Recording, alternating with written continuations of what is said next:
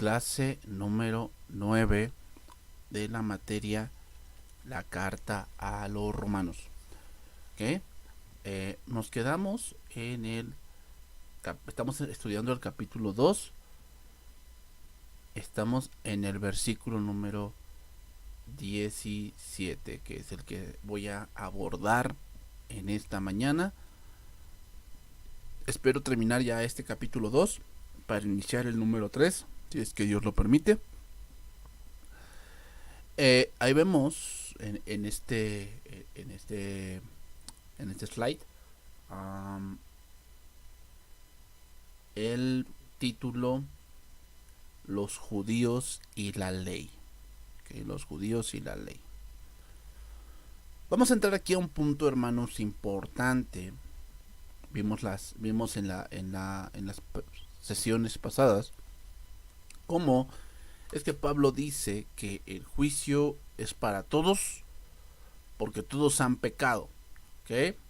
Y que en ese juicio van a estar tanto judíos como gentiles, ¿okay? Como ustedes les he dicho, hay otras posturas dentro de la comunidad cristiana donde muchos piensan que el judío va a tener un juicio distinto al pueblo de Dios, en este caso la iglesia. Pero Pablo aquí afirma que no es así. Pero bueno, esto es una doctrina secundaria, hermanos, es una doctrina secundaria, o sea, es decir, el que si a lo mejor muchos dicen, bueno, yo quiero creer como no sé, me enseñó otro pastor o yo he leído cierta literatura y yo creo que esto es lo mejor. Está bien, no es una doctrina secundaria, es decir, el hecho de que lo creamos así o no lo creamos así no tiene que ver con que seas o no cristiano. Al fin y al cabo, el juicio va a llegar. y bueno, si uno dice, bueno, es que los judíos van a tener un juicio distinto y de repente se encuentran allí, pues bueno, pues eso no va a afectar. De todos modos te vas a enfrentar contra el juez. Bien, entonces vamos a empezar aquí. Romanos capítulo 2 versículo 17 al 18. He aquí tú tienes sobrenombre de judío y te apoyas en la ley y te glorías en Dios y conoces su voluntad e instruido por la ley apruebas lo mejor. Viene aquí una pregunta importante que tal vez muchos nos hemos hecho, y es ¿qué pasa con los judíos? Ellos rechazaron a Cristo, dice Juan capítulo 1. A lo suyo vino y los suyos no le recibieron. Y esta luz vino al mundo y ellos le rechazaron, ellos no le conocieron. En Hechos capítulo número 3 vemos ahí el primer discurso o uno de los discursos de Pedro ante el concilio, no el primero, pero sí creo que es el segundo que se menciona. Y ellos dicen que ellos rechazaron al Dios verdadero, que ellos pidieron un homicida en vez del autor de la vida. Eso es lo que dice Pedro. Entonces, la pregunta que viene aquí entonces, ¿qué va a pasar con los judíos? Bueno, lo que va a pasar es que si ellos no creen, se van a ir al infierno, hermanos. O sea, aquí no es de que pues Dios tenga favoritismos con alguien, no, O sea, si ellos no creen, se van a ir al infierno. Porque la salvación, hermanos, recuérdenlo bien y tenganlo bien presente, la salvación es por la fe. Y así ha sido siempre, o sea, desde el Antiguo Testamento, la salvación es por la fe. Entonces, la respuesta naturalmente es sí. O sea, los judíos están perdidos, ellos también están perdidos. Los judíos pensaban que eran salvos porque nacían judíos y porque ellos ya eran hijos de Abraham y ya eran salvos, pero están rotundamente equivocados. Aquí la palabra apoyarse, hermanos, de este versículo número 17 significa que permanecen o se quedan en algo. ¿Okay? Ese es el punto. Significa que ellos se quedan en la ley. ¿Okay? Y te apoyas en la ley. Ellos sabían la voluntad de Dios por la ley que se les había sido dada en el monte Sinaí, pero ellos debían saber lo que Dios quería de ellos y lo que debían hacer, pero no lo hacían, y por ello tienen más responsabilidad ante Dios. Eh, el problema del judío es que eh, no ha entendido el plan de Dios para con ellos. ¿Cuál era el plan de Dios? Pablo después en el capítulo 3 menciona que el pueblo de Dios dice, bueno, ¿tiene alguna ventaja ser judío? No, pues que no, o sea, en el caso de la salvación, pues no tiene ninguna ventaja. Pero en el caso de las promesas y en el caso de, pues de la historia, pues obviamente que sí, ¿no? De ahí de ese pueblo salieron los patriarcas, de ese pueblo salieron eh, eh, las promesas, de ese, por el medio de Israel vino la ley, por medio de Israel vino el Mesías, ¿ok? Entonces, en algún punto de la historia, sí, tú dices, bueno, a mí, vamos a ponerlo así, en un punto dado de la historia, a mí me hubiera dicho, bueno, a mí Jesucristo fue judío como yo, ¿no? Qué grato sería eso. Pero en el caso de la salvación, pues no tiene ninguna ventaja. O sea, no tiene caso que seas judío, o seas francés, o seas inglés, o seas alemán. No tiene ningún caso. ¿Ok? O sea, eso tenemos que tenerlo bien en claro. Entonces, ¿cuál fue el problema del judío? El problema del judío fue que tanto se apoyó en la ley, ¿okay? Tanto se apoyó en la ley y tanto surgieron muchos pensamientos que eso mismo fue un estorbo para ellos. De hecho, Jesucristo mismo se los recriminó, ¿no? Que tanto ellos guardaban su costumbre que iban al grado de desechar la ley, de quebrantar la ley, de darle un significado que Dios jamás les dijo. Y uno de ejemplo de ellos es el día de reposo, hermanos. El día de reposo lo llevaron a tal extremo que casi no podía sanar en día de reposo. O sea, casi le decían a Dios que Dios no podía sanar en ese día. Podía sanar otros días, pero ese día, si él quería sanar, no podía, porque era día de reposo. Y lo vemos con la mujer encorvada. ¿Se acuerdan? Que había una mujer encorvada en una sinagoga y dice que Dios la sanó, que Cristo la sanó, y dice que el fariseo se enojó mucho, diciendo que 6 días había que trabajar, que no tendrían que venir el día de reposo a ser sanados, y Jesucristo le dijo que era un hipócrita. ¿Por qué? Porque él en día de reposo iba y llevaba su asno a beber. Y eso sería trabajo, ¿no? Desatar el asno. O sea, habían llevado las cosas a un extremo, hermanos. Y eso es lo que pasa cuando nosotros tenemos conocimiento, pero no tenemos amor. Eso es lo que va a pasar. O sea, nos vamos a empezar a volver muy escrupulosos. Nos vamos a empezar a volver unas personas que no entendemos razones y que no tenemos misericordia. ¿Okay? Entonces, no confundamos ser muy justos con ser alguien que no tiene misericordia, hermanos. O sea, la justicia de Dios tiene que llevar también amor. O sea, no solamente es, pues, condeno a todos y pues, como vaya, ¿no? Aquí, lo que les toque a cada quien, ¿no? No. Entonces, eso es lo que se habían vuelto los judíos. Ese es el problema de ellos. ¿Cuál es el problema de ellos? Que tienen mucha religión. Y esto comenzó, hermanos, en el tiempo de cuando ya se regresó de la dispersión. En este caso, en el caso de Babilonia. Cuando ellos volvieron, ahí fue cuando comenzó todo este rollo del fariseísmo. Ya no había, en este caso, el punto por el cual se fueron a Babilonia fue la idolatría. Recuerden todo el tiempo de los jueces, el tiempo de los reyes, hasta llegar al rey Josafat. Ellos eran muy dados a la idolatría. Y ambos pueblos fueron dispersados.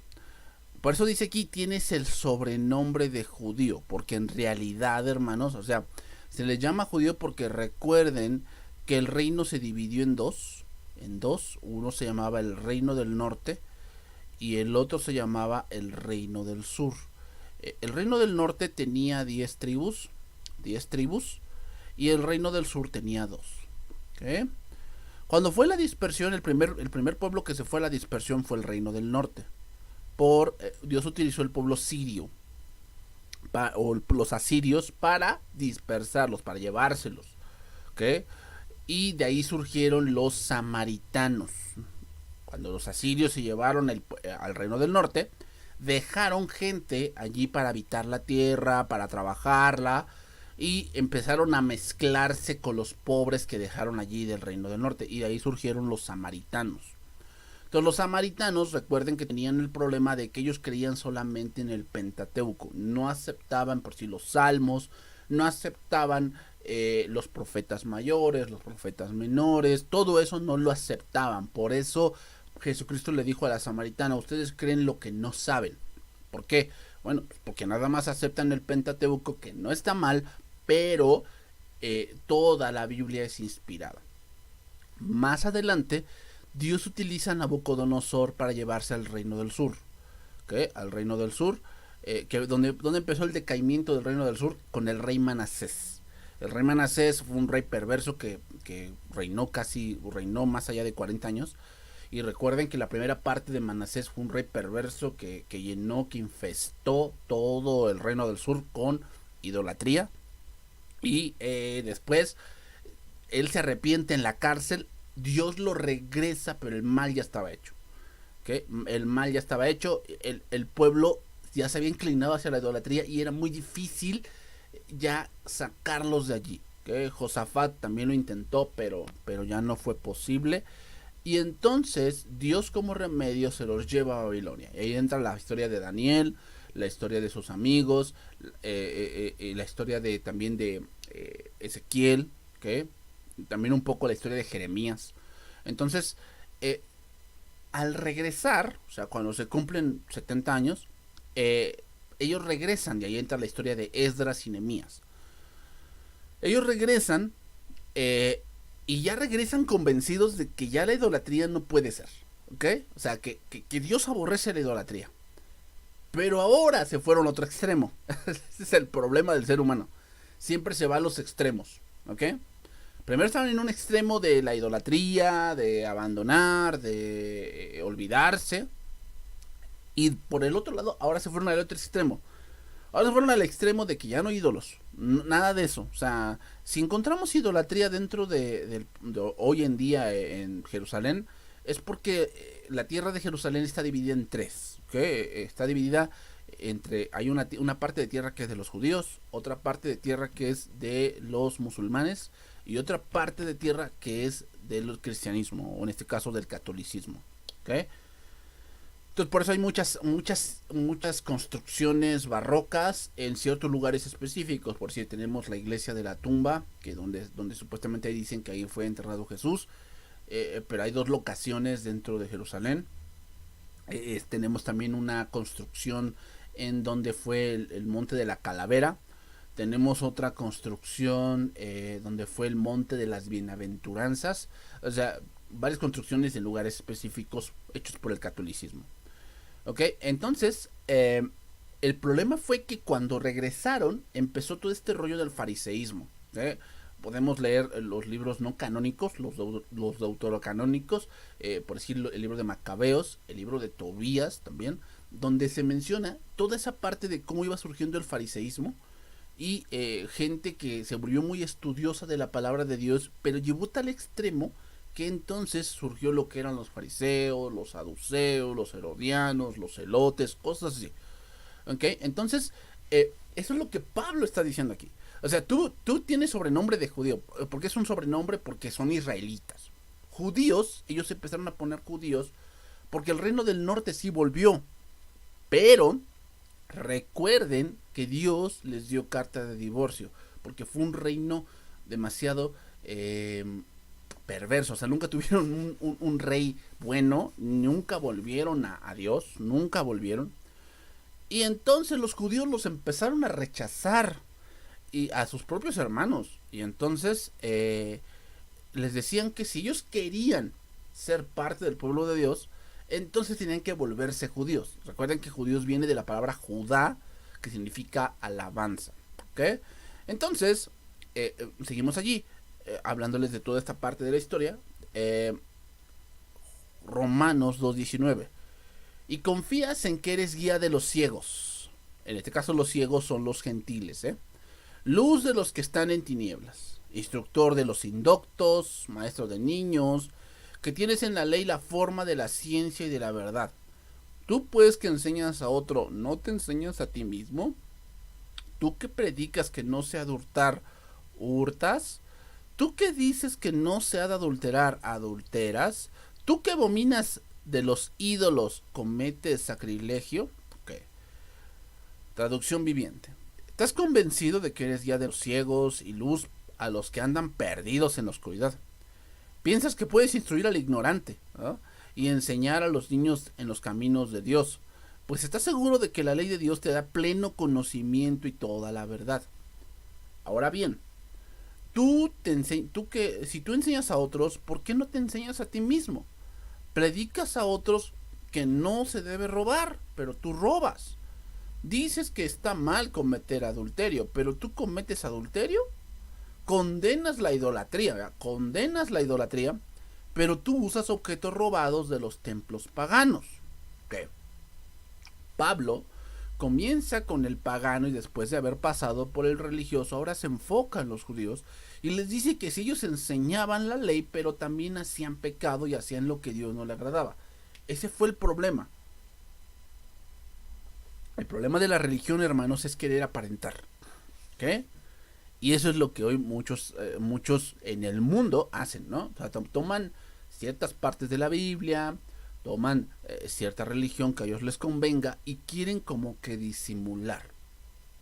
¿Ok? Entonces, Pablo les pone en claro varios puntos de los cuales se jactaban, pero con ellos mismos serían juzgados. ¿Ok? Se jactaban mucho, pero con ellos mismos serían juzgados. Por decir, número 1. Se enorgullecían de ser guías de moralidad y espiritualidad, pero eran ciegos. Recuerden lo que Cristo dijo en Juan capítulo número 9. ¿Se acuerdan cuando ahí en Juan capítulo 9 Jesús sanó un ciego de nacimiento? Y dice que ellos lo expulsaron. Ellos le dijeron al ciego, da gloria a Dios, nosotros sabemos que ese hombre es pecador.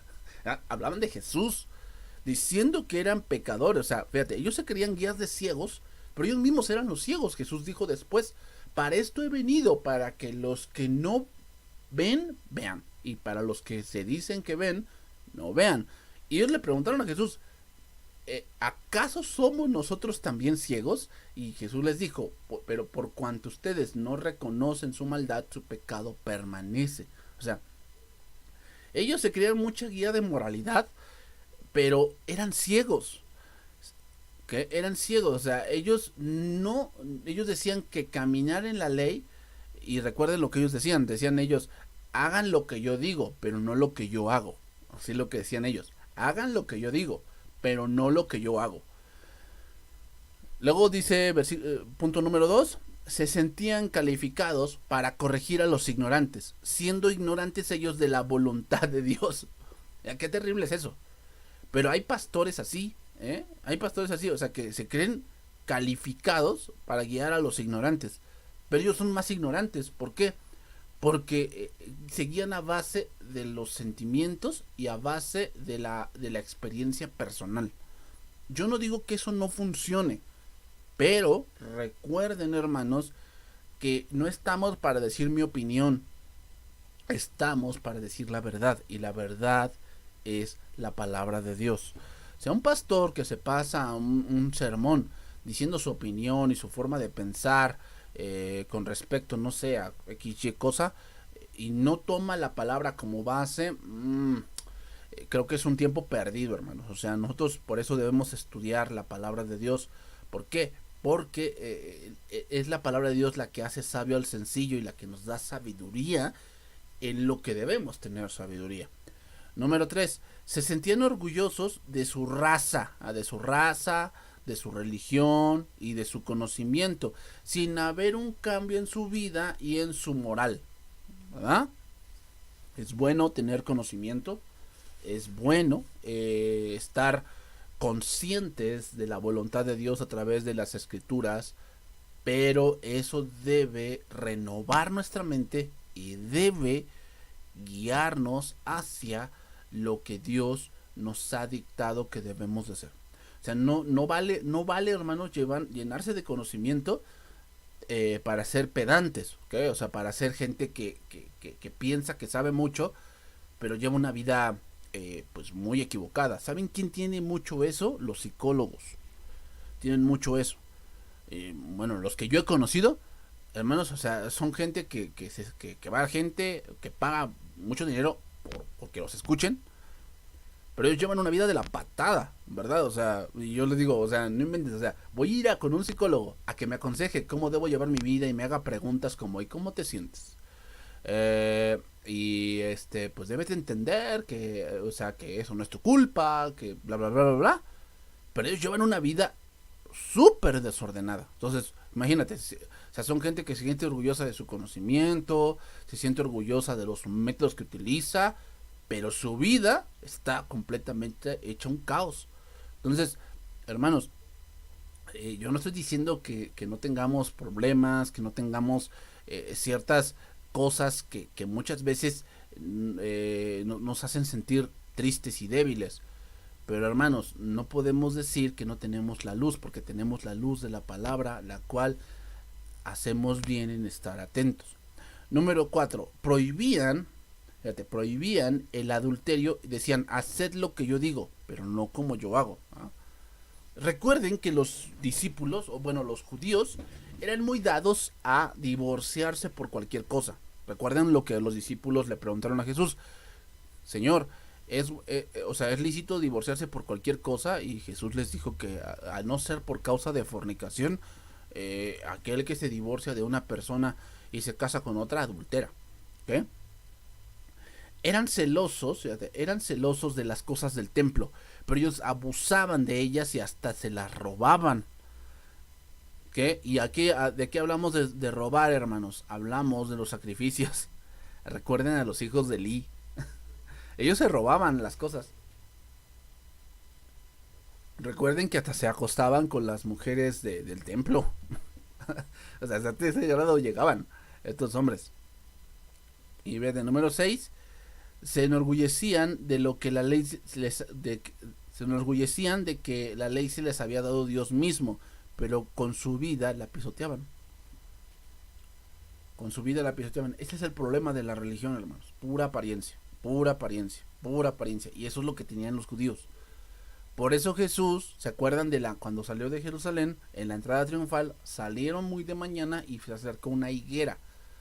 Y dice que buscaba en ella fruto, pero solamente encontró hojas, y dice que la maldijo, y al otro día dice que se había secado desde la raíz. ¿Por qué, hermanos? Recuerden que siempre la higuera, en el contexto bíblico, siempre se refiere a Israel. Israel era eso, pura apariencia. Eran grandes hojas de religiosidad, mucha ley, mucho celo, pero no tenía fruto. La religiosidad es eso, hermanos. O sea, jamás vas a dar fruto. Sí, vivirás de apariencias, cambiarás tu manera de vestir, tu manera de hablar, cosas así. Pero tu corazón no puede ser transformado por la religión. Romanos 2:23. Tú que te jactas de la ley, con infracción de la ley deshonras a Dios. O sea, te sientes muy orgulloso de conocer la ley, pero deshonras a Dios al quebrantarla. Es decir, te sientes muy alto porque a ti te dio la ley de parte de Dios, y por eso te jactas tanto de ti mismo, pero no lo haces y la transgredes. ¿No? Lo que dice este pasaje que tenemos aquí, Mateo capítulo número 23, versículo 23, dice: ay de vosotros, escribas y fariseos hipócritas, porque diezmáis la menta y el eneldo y el comino. O sea, hablamos de hortalizas muy pequeñas, ¿okay? Que ellos eran muy escrupulosos en que lo que saliera en su campo lo diezmaban. Y dejáis lo más importante de la ley, la justicia, la misericordia y la fe. Esto era necesario hacer sin dejar hacer aquello. Aquí voy a mencionar a algunas personas que son muy escrupulosas en esto. Y es aquellos que dicen, es que yo le doy, ¿tú por qué no ofrendas a Dios? Es que yo le doy a los pobres. Siento que yo estoy haciendo cosas mejores dándole a los pobres quedándole al pastor que ve la camioneta que trae, ve que cómo se va a comer, ¿no? Ve esto y ve el otro. Mira, tú eres como estos, que tú dices, bueno, yo voy a diezmar, o sea, le voy a dar lo mejor a los pobres, porque ellos sí necesitan. Y yo te voy a decir esto, como dijo Cristo, eso era necesario hacerlo, sin dejar de hacer lo anterior. O sea, sí, está bien, yo no digo que no hay que ayudar a los pobres, pero parte de nuestra adoración a Dios es la ofrenda. Y parte del cuidado de nuestro corazón es la ofrenda, hermanos. O sea, la ofrenda no solamente es para juntar dinero. La ofrenda también hace que a nuestro corazón no se le pegue la avaricia. Porque si tenemos la avaricia, hermanos, recuerden que la avaricia es idolatría. Entonces, muchos quieren justificar su idolatría y quieren justificar su avaricia y su falta de amor diciendo que lo dan a los pobres. Pero no es cierto. Por eso dicen, ustedes, versículo 23, lo voy a leer aquí, en lenguaje actual. ¿Qué mal les va a ir a ustedes, maestros de la ley y fariseos, hipócritas? Se preocupan por dar como ofrenda la 10ª parte de la menta, del anís y del comino que cosechan en sus terrenos, pero no obedecen las enseñanzas más importantes de la ley. Ser justos con los demás, tratarlos con amor, obedecer a Dios en todo. Hay que hacer esas 3 cosas, sin dejar de obedecer los mandamientos de Dios. Aquí, Cristo condena a los fariseos y a los escribas por cuanto se preocupaban por cosas que eran importantes, pero lo hacían por tener religión, por hacer cosas que supuestamente agradan a Dios, pero estaban llenos de odio, de rencor y de pensamientos de odio contra su prójimo. Entonces, hermanos, debemos aquí ver una parte muy importante. El hombre ha inventado religión para tratar de justificar la vida que lleva.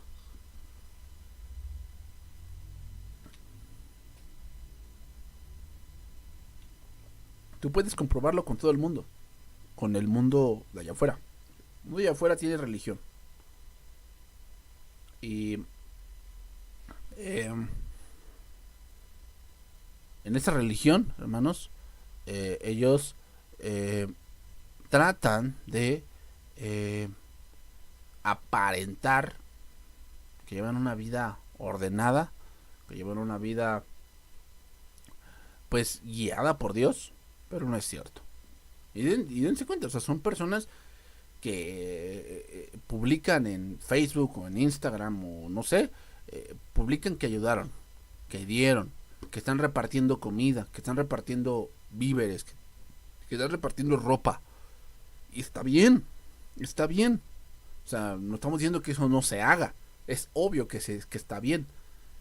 Pero si pensamos que por eso ya purgué pecados y no sé qué tanto rollo, creo que no estamos entendiendo lo que es las obras por la fe. Seguimos allí. 24. Porque como está escrito, el nombre de Dios es blasfemado entre los gentiles por causa de vosotros. Pablo está citando Isaías capítulo 52, versículo número 5. Ahora, ¿qué hago aquí? Dice Jehová, yo ya que mi pueblo es llevado injustamente y los que en él se enseñorean lo hacen o aullar, dice Jehová, y continuamente es blasfemado mi nombre todo el día. A ver, Pablo toma un pasaje de Isaías. Recuerden que Isaías es un profeta que vivió en la parte de que fueron un poco acercándose al punto de la dispersión. Pero Isaías vivió más en el tiempo del rey Acaz, un rey muy malo, un rey muy tibio, y una parte del reino de Ezequías. Acuérdense, Ezequías fue el rey que fue al principio bueno, y después Dios le dio 15 años más, acuérdense, y dice que la señal que Dios le dio fue que retrocedió el reloj, eh, para que se diera señal de que Dios iba a cumplir su promesa. Y después también vivió el tiempo del rey Manasés, porque el rey Manasés fue hijo de Ezequías, que nació en los 15 años que Dios le dio de más. Entonces, este pasaje fue en el tiempo del rey Manasés. Entonces dice, es blasfemando mi nombre todo el día. Entonces, a ver, entonces podemos preguntarnos, ¿qué tiene que ver este pasaje pues con lo que ahora sucede? Bueno, es que tenemos que entender, hermanos, que Israel, en el punto dado espiritualmente, no es el Israel que conocemos físicamente. Y lo voy a explicar más adelante cuando lleguemos al capítulo 10. Pero recordemos, hermanos, que Dios dio promesas que se cumplieron en Cristo, pero que solamente son para aquellos que creen en Cristo. Pablo aquí toma este pasaje para aplicarlo al Israel físico, que le está hablando a sus compatriotas, pero debemos entender, hermanos, que una persona que tiene religión, él va a ser una causa en que el nombre de Dios sea blasfemado. ¿Por qué? Porque va a llegar un momento en que la religión no le va a poder ayudar en cosas que hay en su mente o en su corazón. Pablo da la idea a los religiosos que los gentiles pensaban que si el pueblo de Israel era un pueblo malvado, también lo debía ser su Dios. Por lo tanto, el nombre de Dios era blasfemado. Entonces, el mundo juzga al Dios del pueblo según los hechos de ese pueblo. Nuevamente, el mundo juzga al Dios del pueblo según los hechos de ese pueblo. Como es el pueblo, así es su Dios. Viendo el mundo las vidas de los judíos, blasfemaban el nombre de Jehová Dios. Y lo mismo pasa a veces con la iglesia. Por eso hoy en día, ¿por qué será que hoy en día la gente clasifica a Cristo como un Dios más? Porque a ese grado muchos de los que se dicen cristianos han llegado, ¿verdad? Por eso hoy en día decir ser pastor es símbolo como de robar. ¿Por qué? Porque eso es lo que han hecho mucha gente que se ha adentrado. Bueno, pero no son cristianos. Bueno, eso el mundo no lo sabe. Tal vez nosotros lo sepamos porque, bueno, tenemos la palabra de Dios, pero eso el mundo no lo sabe. Ellos nada más ven lo externo. Y eso es la religión. Seguimos aquí, versículo número 25. Pues en verdad la circuncisión aprovecha si guardas la ley. Allí comienza la ley, hermanos. Ahí la ley comienza en la circuncisión. Pero si eres transgresor de la ley, tu circuncisión viene a ser incircuncisión. La circuncisión era la señal del pacto, que ellos pensaban que por tener una señal en la carne, y que eso los hacía diferentes. Pero Pablo les dice que nada sirve la circuncisión si no cumplían la ley. Por eso también lo dio Dios por salubridad. Hoy, el día de hoy, hay más métodos para cuidarse, pero en ese tiempo Dios les dio por salud la circuncisión. O sea, la circuncisión en ese tiempo servía para dos cosas. Número uno, para recordar el pacto que Dios había hecho con Abraham. ¿Ok? El pacto que Dios había hecho con Abraham. Y número dos, por salubridad, hermanos. Por salubridad. Todos los vecinos de Israel, excepto los filisteos, estaban circuncidados, pero no era el hecho mismo de la circuncisión lo que era significativo, sino la fe continua de los individuos. ¿Ok? Entonces, si yo me circuncido, estoy hablando físicamente, si yo me circuncido, ¿por eso soy salvo? La respuesta es no. Si yo me circuncido físicamente, ¿por eso soy israelita? La respuesta es no. No. La circuncisión nada es. Nada es. sea, no tiene ningún valor espiritual.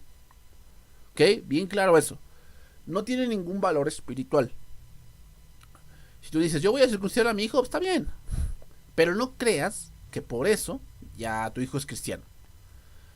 ¿Ok? Porque no es así. O sea, eso no funciona así. La salvación no es por obras. Deuteronomio capítulo 30, versículo 6. Y circuncidará Jehová tu Dios tu corazón, lo que dice, y el corazón de tu descendencia, para que ames a Jehová tu Dios con todo tu corazón, con toda tu alma, a fin de que vivas. Pablo aquí habla del verdadero sentido de la circuncisión, diciendo que forma parte de un todo invisible con la ley. Es decir, que no se podía ser circuncidados y a la vez no cumplir la ley. No se puede. Entonces, para cumplir la ley, hermanos, necesitamos amar a Dios. Ese es el comienzo de todo. Por eso un cristianismo que no ama a Dios va a ser muy pesado. Muy pesado. ¿Por qué?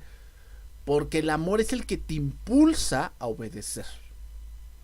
El amor es el que te impulsa a ir más allá de tus fuerzas. No porque te lo manden. Entonces, si tú vas a iniciar un ministerio, si tú estás en un ministerio, si tú vas a iniciar, no lo sé, un trabajo para Dios sin amor, es mejor que te detengas. Por eso de lo que se habla mucho en el matrimonio es del amor. ¿Por qué? Porque un matrimonio sin amor es simplemente un serio trámite que va a acabar un día. Versículo 26. Si pues el incircunciso guardase las ordenanzas de la ley, aquí está Pablo hipotetizando, dando como una, está como que dando una tesis, ¿no? La tesis es esta: tú tienes una circuncisión, pero tú haces lo contrario a lo que la circuncisión te demanda. Por lo tanto, tú eres un incircunciso a pesar de que físicamente eres circunciso.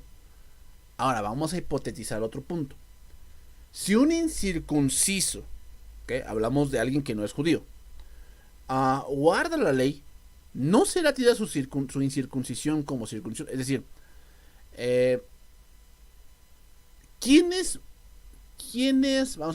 justo delante de Dios? Aquel que tiene circuncisión, pero no guarda la ley, o aquel que es incircunciso, pero guarda la ley. ¿Quién será más justo? Pues obviamente la conclusión es el incircunciso. Entonces, puede haber griegos o gentiles que sí guardaban la ley, que sí obedecían a Dios, y por lo tanto para Dios ellos eran circuncisos, aunque no en la carne, pero sí ante Dios. Ese es el punto de la iglesia, hermanos. El punto de la iglesia es que la circuncisión debe hacerse en el corazón. No puedes, o sea, no podemos decirle a la gente que vaya a un, no sé, a un laboratorio, o en este caso a una sala de un hospital, a que pidan que se les circuncide, que eso no tiene ningún valor. Lo que debemos hacer entender a la gente en la iglesia es que ellos deben nacer de nuevo. Es una parte importante de nacer de nuevo. ¿Por qué es importante nacer de nuevo, hermanos? Porque el cristianismo no se puede llevar en la carne. Que eso es lo que intentó Israel. Lo intentó en el punto de tener una religión, pero necesitaban ser circuncidados espiritualmente. Para los judíos, los gentiles no merecían la salvación, porque ellos solamente estaban allí para alimentar al infierno, según ellos. Pero Pablo les dice, y si ellos sí se someten a Dios y Dios los circuncida en el corazón, ¿no serán tomados como justos en vez de uno que se cree justo? Pues la respuesta es sí. Aquí tengo un pasaje. Mateo capítulo 8, verso 11. Dice aquí: y os digo que vendrán muchos del oriente y del occidente, y se sentarán con Abraham e Isaac y Jacob en el reino de los cielos. Mas los hijos del reino serán echados a las tinieblas de afuera. Allí será el lloro y el crujir de dientes. Entonces Jesús dijo al centurión: ve, y como creíste te sea hecho. Y su criado fue sanado en aquella misma hora. ¿Cuál es el contexto de este pasaje? Pues lo conocemos. El centurión llegó y le dijo que su siervo estaba malo, que estaba enfermo. Y Jesús le dijo que iba a ir con él. Y el centurión le dijo que no era digno de que entrara bajo su techo. Pero di la palabra y yo sé que será hecho. O sea, yo creo que tú eres Dios. Y él dijo que no había hallado tanta fe. Y entonces da este pasaje. No tengo tiempo para analizar este pasaje, hermanos. Lo único que les voy a decir es esto. Y es que la salvación tiene que ver con creer. Así como Abraham creyó, así como Isaac creyó, así como Jacob creyó, y aquellos que creen participarán del reino de los cielos. Ahora quiero que lo vean aquí, vean cómo dice esta parte. Dice: se sentarán con Abraham e Isaac y Jacob en el reino de los cielos.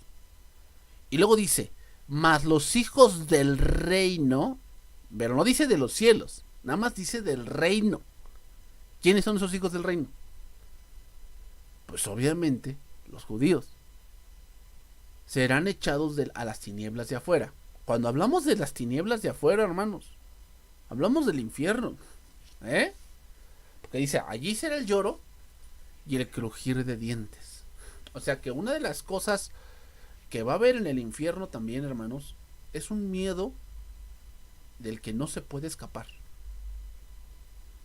Es un miedo del que no se puede escapar. ¿Por qué? Porque no es judío el que lo es físicamente, sino es judío, o es israelita, más bien dicho, el que lo es en el interior. Eso lo vamos a ver en el siguiente pasaje. Y el que físicamente es incircunciso, pero guarda perfectamente la ley, te condenará a ti, que con la letra de la ley y con la circuncisión eres transgresor de la ley. ¿Qué dice anteriormente? Vendrán muchos del oriente y del occidente, y se sentarán con Abraham, mas los hijos del reino serán echados fuera, a las tinieblas de afuera. Allí será el lloro y el crujir de dientes. Y aquí dice: te condenará a ti, que con la letra de la ley y con la circuncisión eres transgresor de la ley. La conducta superior del gentil condenará al judío que se jactaba de sus ritos, costumbres y letras, pero no vivía una vida apartada para Dios, ni santa, ni mucho menos circuncidada en el corazón. Entonces, aquí guardar perfectamente la ley, la palabra aquí perfectamente, significa que ejecuta, que llega a una conclusión. ¿Cuál era la conclusión exacta? Pablo lo dice en Gálatas: la ley es un ayo que nos guía a Cristo. Eso es llegar a una conclusión fidedigna de lo que es la ley, hermanos. Llegar a una conclusión fidedigna de lo que es la ley, es decir, la ley es solamente para que yo me dé cuenta de que el carácter de Dios es santo, que Él aborrece el pecado, que Él está apartado de las ideologías del mundo y que yo debo de acercarme a Cristo. Ese es el propósito de la ley. Si llegamos a otro propósito, entonces ese que ha llegado a ese propósito condenará a aquel que con la letra de la ley y con la circuncisión es transgresor de la ley. Porque nadie puede cumplir la ley. Nadie puede cumplirla. Ok, terminamos. Capítulo número 2. Pues no es judío el que lo es exteriormente, sino ni en la circuncisión la que se hace exteriormente, en la carne, sino que es judío el que lo es en el interior, y la circuncisión es la del corazón, en espíritu, no en letra. La alabanza, porque dice la alabanza, judío significa alabanza, la alabanza del cual no viene de los hombres, sino de Dios. ¿Ok? Entonces aquí nos habla de la verdadera conversión de una persona, del nuevo nacimiento. Alguien que es nacido de nuevo, ¿okay? Alguien que es nacido de nuevo es aquel que ha sido circuncidado en el corazón. ¿Ok, hermanos? Alguien que es nacido de nuevo es alguien que ha sido circuncidado en el corazón. Gálatas capítulo número 6, versículo 15. Porque en Cristo Jesús ni la circuncisión vale nada, ni la incircuncisión, sino una nueva creación. Una nueva creación. Esta frase es importantísima. Porque la nueva creación tiene que ver con Cristo. ¿Cuál es parte de la nueva creación, hermanos? Pues obviamente que la nueva creación ya no requiere de sacrificios de animales. Ya no requiere de eso. ¿Por qué? Porque la nueva creación ya ha hecho un sacrificio única vez y para siempre. Por eso ya no se requiere eso. La nueva creación, hermanos, ya no se requieren sacerdotes. Porque tenemos un sumo sacerdote que ha entrado una vez y para siempre, no en el tabernáculo de la terrenal, sino en el celestial. Por lo tanto, la nueva creación es mucho mejor. La nueva creación, hermanos, la nueva creación tiene que ver mucho con que ahora vivimos bajo la ley de Cristo o la ley del amor, la que dijo Cristo, que son, este es el primer y gran mandamiento: amarás al Señor tu Dios con todo tu corazón, con toda tu alma, con toda tu mente, con todas tus fuerzas, y a tu prójimo como a ti mismo. ¿Okay? Esa es de la nueva creación, hermanos. Entonces, todos los que quieren irse a la ley, pues quieren estar en la antigua creación, la cual, al decirse antigua, está próxima a desaparecer. Bien, hermanos. Entonces, concluyo, para terminar esta clase. Concluimos capítulo 2. El judío verdadero no es aquel que solo conoce la letra de la ley y que ha pasado por el rito de la circuncisión. El judío verdadero es aquel que ha puesto su fe en el Mesías y por lo tanto ha nacido de nuevo. El judío común, al igual que el religioso moderno, se gloría en sus propias obras, pero el judío completo en Cristo, al igual que el cristiano genuino, da la gloria a Dios porque reconoce que solo la gracia de Dios puede sacarlo de la condenación y de la miseria del pecado. ¿Ok? Bien, hermanos. Entonces aquí vamos a terminar este capítulo número 2 y esta clase. ¿Ok, hermanos? Señor, bendito seas. Te damos gracias por este día y gracias, Señor, por tu palabra. Gracias por enseñarnos y gracias, Señor, porque podemos ver que el judío no es aquel que es por la carne, por un cierto rito. Es aquel que, Señor, confía en ti plenamente. Es aquel que de verdad te ama por sobre todas las cosas. Bendito seas, oh Señor. Gracias por este tiempo. Lleva conmigo a mis hermanos, que este día sea un día donde ellos puedan adorarte con sus obras, con sus hechos, y que, Señor, puedan ellos seguir buscándote a través de tu palabra, a través de tus enseñanzas, Señor. Que el día de mañana, domingo, que sea un día, Señor, en el que podamos honrarte con nuestras vidas, con nuestros cánticos, Señor, y con nuestros corazones humillados delante de ti. Bendito seas, en nombre de Jesús. Amén. Que Dios los bendiga, hermanos.